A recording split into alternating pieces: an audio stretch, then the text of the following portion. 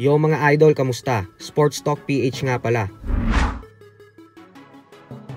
Ang update kay Pacquiao, pag-usapan natin yan mga idol.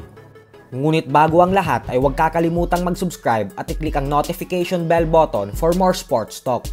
So kahapon nga po ay bago ganapin ang kick-off press conference ng ating pambansang kamauman ni Pacquiao at Mario Barrios para sa kanilang world title fight na nakatakdang ganapin sa July 19 sa Las Vegas, Nevada, ay tumungo po muna si Pacquiao sa isang photoshoot para sa sagupaan nila. At dito nga po ay madaming fans ang nakapansin na mukhang may taba-taba na daw si Pacquiao at hindi na katulad ng dati na bato-bato ang katawan. Posibleng dala na daw ito ng katandaan ng nag-iisang 8 Division World Champion. Habang si Barrios naman ay kapansin-pansin na ngayon pa lang ay nasa napakagandang kondisyon na dahil batak na agad ang katawan nito. Pero ganun pa man nga po ay hindi po natin pwedeng husgahan ang kondisyon ng pangangatawan ni Pacquiao sa kasalukuyan dahil tandaan po natin na may 6 na linggo pa bago ang kanilang bakbakan ni Barrios. Napakalaki pa po ng mag-iiba sa kondisyon niya sa mga susunod na linggo. Pwede po natin husgahan ang kondisyon ng pangangatawan ni Pacquiao sa araw mismo ng weigh-in sa July 18. At kapag sa weigh-in ay halos ganito pa din ang kanyang katawan, ay doon na tayong pwedeng kabahan. Pero sa ngayon po ay wala pa po tayong kailangang ipangamba. Lalo pat nakikita naman natin na araw-araw talaga nagja-jogging at nag-e-ensayo ng husto ang ating pambansang kamao.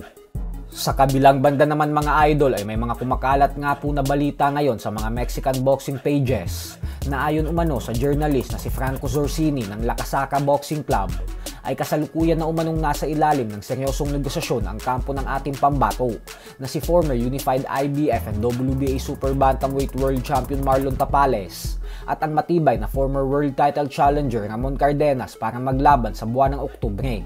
Ayon sa mga Mexican boxing pages, ay wala pa naman daw official announcement na nagaganap na magtutuos na talaga ang dalawa. Pero kung sakali man umano na tuluyan itong maikasa, ay napakagandang laban daw ito.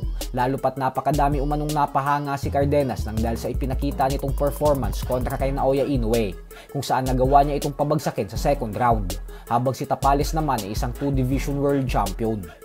Samantala, ayon naman nga po sa 2 Division Undisputed World Champion Terence Crawford, ay sa palagay niya umano ay ang kampiyon na si Sebastian Fundora pa din daw ang magtatagumpay sa laban nito kontra kay Team Tszyu sa undercard ng Pacquiao vs Barrios. Paliwanag ni Crawford na hindi naman daw sa minamaliit niya si Team Tszyu, subalit sadyang masyado lang daw talagang matangkad at malaki ang kampiyon para dito.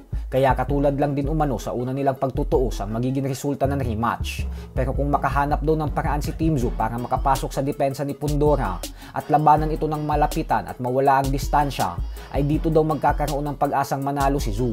So hanggang dito na lang po muna tayo mga idol. Sports Talk PH, kakaibang